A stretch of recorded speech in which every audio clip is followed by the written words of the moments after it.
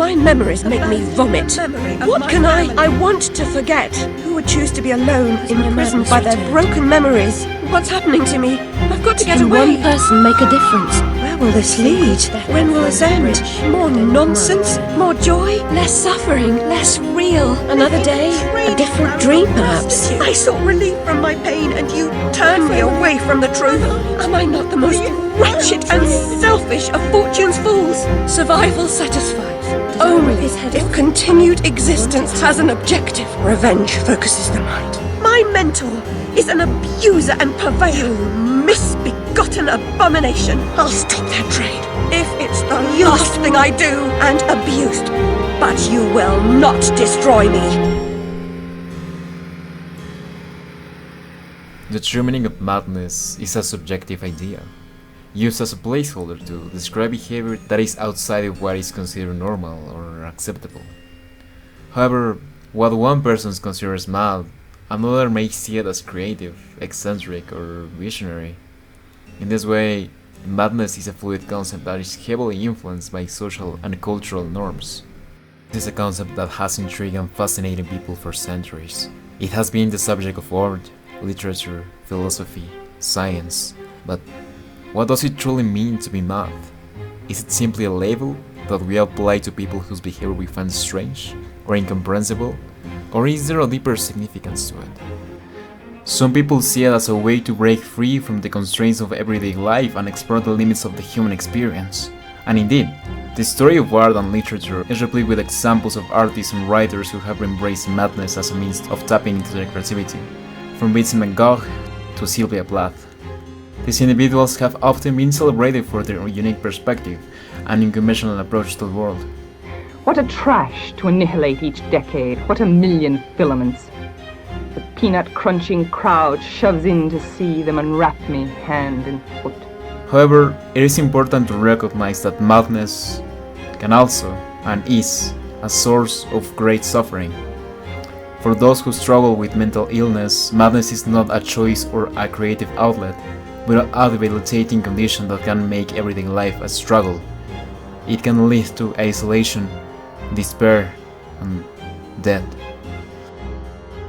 Despite these considerations, the true meaning of madness remains elusive. It is a term that defies easy definition or categorization, and perhaps this is because at its core, madness is simply a reflection of the complexity and unpredictability of the human mind. It is a reminder that we are all capable of both great creativity and great suffering, and that there is no easy way to separate the two. In the end, the meaning of madness may be as varied and multivariable as the individuals who experience it. It is a term that is both deeply personal and profoundly universal, reminding us of the fragility and resilience of the human spirit. Then again, I am not completely comfortable with that argument. Why madness and creativity has to be tied together? The truth is, it isn't. But it makes sense why we associate madness with creativity. The correlation between craziness and brilliancy is also apparent. Portrayed in so many media over the years, both concepts add up to create a flow idea that we have of both ideological structures. Madness, as brilliancy, has multiple phases of its own. The definition itself is dependent of the nature of the perspective. As one person can be madly brilliant, another may be perceived as madly irrational or cruel. In the end, madness, in this particular point of view, it is an euphemism that represents a behavior difficult to grasp. Our protagonist Alice Little in the story of Alice Madness Returns, adapted by American McGee, help us to get a clear understanding of this phenomenon, as we explore the inner mechanism of its mind. Throughout her story, we learn how she was tormented by the trauma and inflicted guilt put upon her by her peers, blaming her about the death of her family.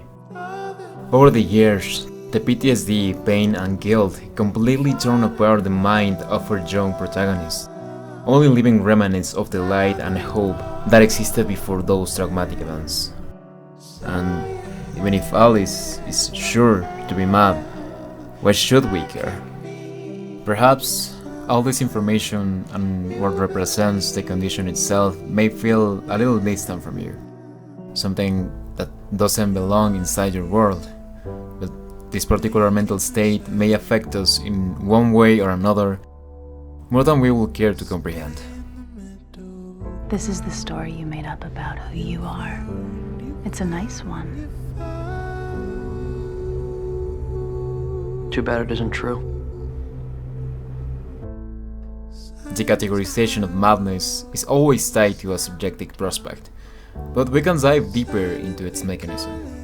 We are able to find a reliable view of what this condition means to our brain, looking up more concretely into Philip Pinel research. If madness is related to an organic lesion within the brain, then the insane are left to look upon their sickness as incurable. In contrast, a mental disorder will respond to moral treatment, although douceur or kindness must always be backed by an imposing apparatus of repression. The idea that brain disorders were incurable was overthrown with the advent of successful pharmacological treatments, in particular the serendipitous discovery of antipsychotic and antidepressant drugs in the 1950s. While they may not cure, these treatments certainly reduce the severity of mental symptoms, whatever their cause. Nevertheless, the distinction between physical and mental disorders remained. Brain disorders, such as schizophrenia, required physical treatments, such as drug. Mental disorders, such as phobias, require psychological treatments, such as behavior therapy. Furthermore, contrary to Pinel's assumptions, it seems that the brain disorders may be more curable than mental disorders, as the development of some magic pharmacological bullet was always just around the corner. This information leaves us with a clear but more plain perspective about the human condition. If we were able to cure madness, should we? Should we fear it? Love it? These psychological and psychiatric views are, to be sure, very good in themselves. Society's well-being depends on mutual trust and care, and is held by the professionalization of healthcare. But when the vague, ineffable area that, for example, School and Plato refer to as mysticism and as divine madness is fully translated and reduced to the field of mental health, something risks becoming smothered, neglected, or even suppressed and denied. There are a lot of mysteries wandering within our own minds, mysteries that will take a long time to unravel completely. Perhaps those figments of key information will be the door to a new world of discoveries and understanding of the human nature, with the hope that will bring us a bit of warmth and empathy for the people struggling with such conditions. I am Lilipad, and thanks for watching.